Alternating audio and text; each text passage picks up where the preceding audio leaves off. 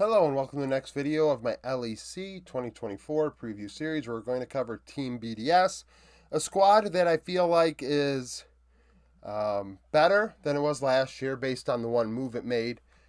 But that doesn't mean that they're going to have a better result, if you will. And we'll discuss that in this. They've been around for 2 years in the LEC. They had a real glow up this past year. They went 7-29 in 2022, and 16-11 in the regular season this past year, and earned themselves an opportunity to go to Worlds, in which case they would get out of play-ins and go to the main event. The one move they made was swapping out Crowney, their AD carry, for Ice. I don't think Crowney was necessarily the problem, but Ice, a Korean import who used to play with Liv Sandbox, I think is an upgrade, and I'll get into that as we discuss this. So, average age of this roster is 21.6 years old. Adam in top lane is 22. In 82 games, he had a 2.5 KDA, 8 CS per minute, 54 KP.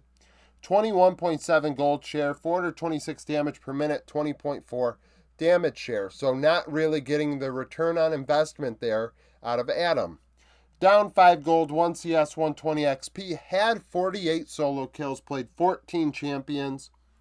Renekton, Olaf, and Darius, his 3 most played, accounting for 55% of his games. Adam is maybe the most eccentric top laner in LOL Esports. I honestly believe that. His champion pool is wild. The Garen, Darius, Olaf, Sion sort of stuff is really out of the box. And it took a long time for teams to just kind of accept, hey, let's ban this shit out and we'll be fine. And that's what ended up happening in the end. Let's just let everyone else pick whatever the hell they want, and let's just get Adam out of the game, because when he's off these champions, he drops off significantly. Not to mention, we're not really Golden Guardians prepping for it the right way, and we should ban it, which Golden Guardians didn't do, which is why they lost to BDS. And the fact of the matter is, once teams started doing that, the team wasn't as good. And I think that is the reason why I'm not going to think this team's going to be top 4 going to Worlds this year, is because despite getting better in the AD carry role, I think the top lane is a problem. He's got to get better at meta stuff. And we discussed this in the Discord earlier today about how G2 and Han Sama is very eccentric. Well, G2 in general. And they don't play a lot of standard stuff. And I'm an advocate for weird stuff. I think at international events, weird stuff needs to be played for Western teams to have a chance in the end. And that is why Adam had a chance.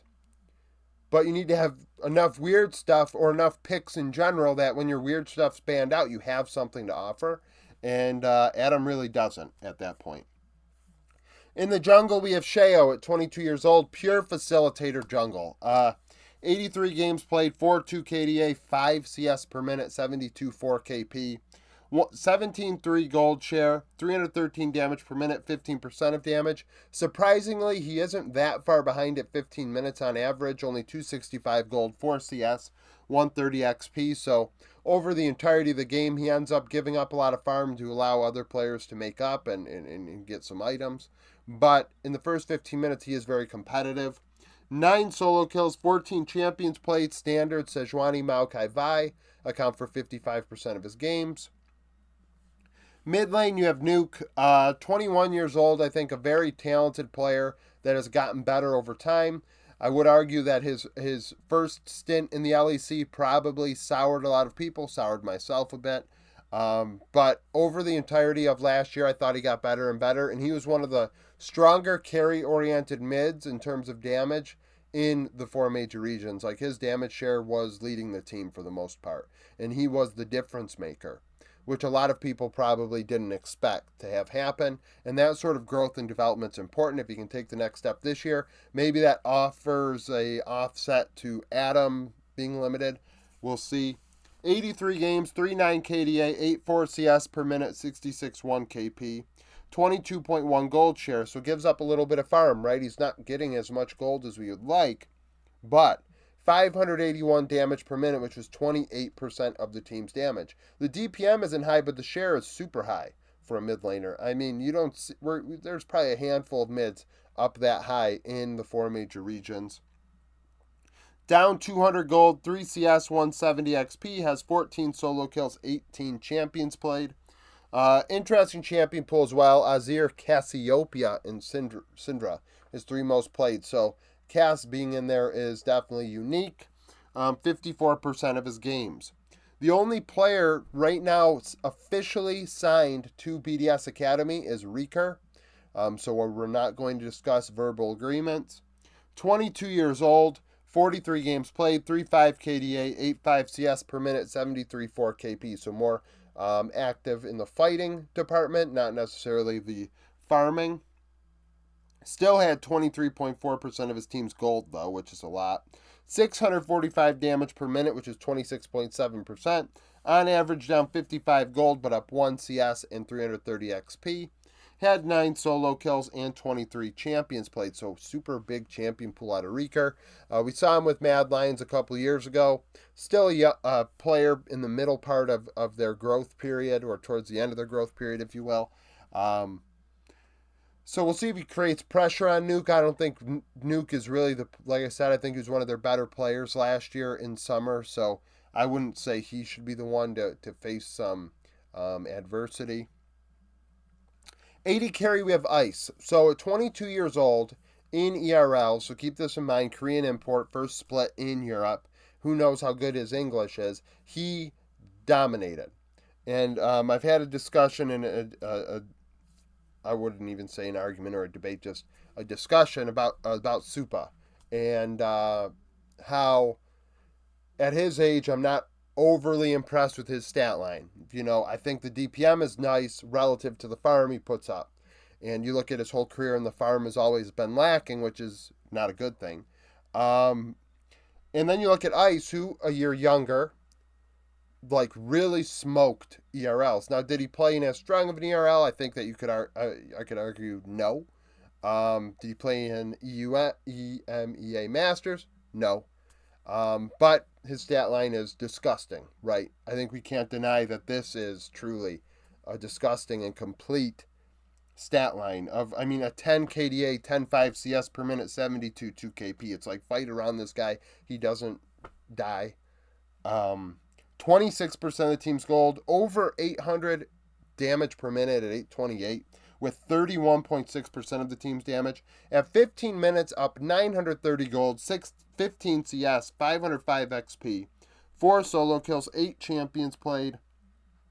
Aphelios, Zeri, Jinx accounting for 2/3 of his champions played in games played. Those stats are way better than Noah's, and it makes you wonder if he's going to be better than Noah this year. And if that ends up happening, I mean, there's going to be a serious conversation to be had. I didn't look back at Noah's DPM and ERLs in the early part of this past year. If they were up around 800 and things like that, I think we could maybe see, oh, well, maybe Ice does drop off a bit because Noah significantly dropped off in the damage department, if I recall. But if not, and Noah is that type of passive player where Ice might be aggressive, it's going to be interesting to say the very least. I do wonder how long it takes for him to get used to the whole comms thing. But I think that we should watch him grow over time due to that. Lebrov, 21 years old, at support, 83 games played, 3.3 KDA, 73 2 KP, 158 damage per minute, 299 vision score per minute. Placed about 8 regular wards every 5 minutes, 2 control wards every 5 minutes, and cleared 1 ward every 3 minutes. 18 champions played. Rakan, Lulu, and Braum, 43%. I think Braum was tied with something else, but the win rate was higher, so I included it on here.